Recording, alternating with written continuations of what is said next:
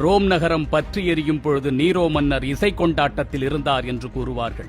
இது உண்மையா பொய்யா என்று பல வரலாற்று சர்ச்சைகள் உண்டு. நாமும் அதை கண்ணால் கண்டதில்லை.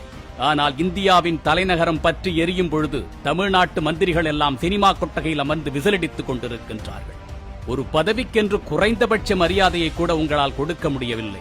ஒரு வேலை நாளிலே காலை 10 மணிக்கு 9 மணிக்கு திரையரங்குகளுக்கு அதிகாரிகள் புடைசூழ சென்று திரைப்படம் பார்ப்பதன் மூலம் இந்த சமூகத்திற்கும் இளைஞர்களுக்கும் வாழ்ந்து கொண்டிருக்கக்கூடிய எதிர்கால தலைமுறையினருக்கும் நீங்கள் என்ன சொல்ல வருகின்றீர்கள்? ஏற்கனவே என்னுடைய தமிழ் சமூகம் சினிமாவால் சீரழிந்து சிந்தனையில் சீழ்பிடித்து நிற்கின்றது. மேலும் மேலும் அதே சீர்கெட்ட சீரழிந்த கேவலமான கேடுகட்ட பாதையை ஏன் நீங்கள் தொடர்ந்து முன்னுதாரணம் ஆக்கிக் கொண்டே இருக்கின்றீர்கள்? நீட் தேர்வுக்கு எதிரானவர்கள் என்றுதானே நீங்கள் எங்களிடம் உங்களை அடையாளப்படுத்திக் கொண்டீர்கள். நீட் தேர்வுக்கு எதிராக இந்தியாவை கொந்தளிக்கும் பொழுது உங்களால் எப்படி ஒரு திரைக்கு முன்னால் அமர்ந்து விசிலடிக்க முடிகின்றது, கைத்தட்ட முடிகின்றது, ஆரவாரம் செய்ய முடிகின்றது?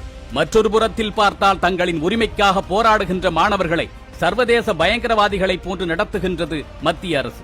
பெண் பிள்ளைகளுக்கு வழங்க வேண்டிய அடிப்படை கண்ணியத்தை கூட வழங்காமல் காட்டு மிராண்டிகளை போன்று நடந்து கொள்ளுகின்றது.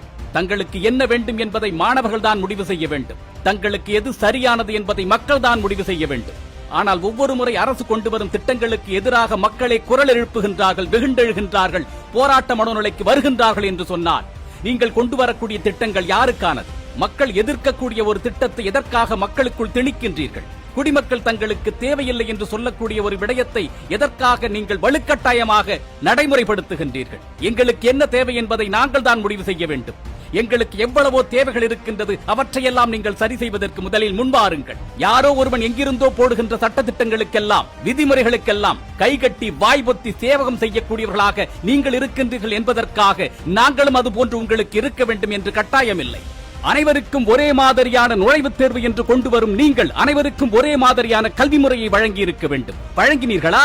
கிராமத்தில் பயிலக்கூடிய ஒரு அரசு பள்ளி மாணவனுக்கும், மெட்ரிக்கில் படிக்கக்கூடிய ஒரு மாணவனுக்கும், சிபிஎஸ்இ பள்ளியிலே படிக்கக்கூடிய ஒரு மாணவனுக்கும் வெவ்வேறு பாடத்திட்டங்களை வகுத்து கொடுத்துவிட்டு அனைவரும் நீட் என்று வரும்பொழுது ஒன்றாக தேர்வு எழுத வேண்டும் என்பது எந்த மாதிரியான மதிப்பீட்டு முறை? அவ்வளவு கட்டுப்பாடோடு நடத்தக்கூடிய ஒரு தேசிய அளவிலான நுழைவுத் தேர்வில் எப்படி தவறுகள் நடந்தது? அந்த வினாத்தாள்கள் எப்படி வெளியானது? இதற்கு நீங்கள் என்ன பதில் சொல்ல வேண்டும்? நாங்கள் எல்லாவற்றையும் பொறுத்து கொண்டு போக வேண்டும். தேர்வு எழுதுவதற்காக வரக்கூடிய எங்கள் வீட்டு பெண் குழந்தைகளை சொல்வதற்கே கூசக்கூடிய விடயங்களை எல்லாம் நீங்கள் செய்திருக்கின்றீர்கள். இவ்வளவு கட்டுப்பாடுகள் மாணவர்களுக்கு உண்டு. ஆனால் நீங்கள் நீட்டு வினாத்தாளையே கசிய விடுவீர்கள். நாங்கள் கேள்வி கேட்க கூடாது, வாய்ப்பொத்திக் கொண்டிருக்க வேண்டும். நீதி கேட்டு போராடக்கூடிய எங்களுக்கான நீதியை வழங்குங்கள். அதை விடுத்து உங்களது அதிகாரத்தை பயன்படுத்தி எங்களுக்கு அநீதி இழைக்காதீர்கள். அது ஜனநாயக படுகொலை.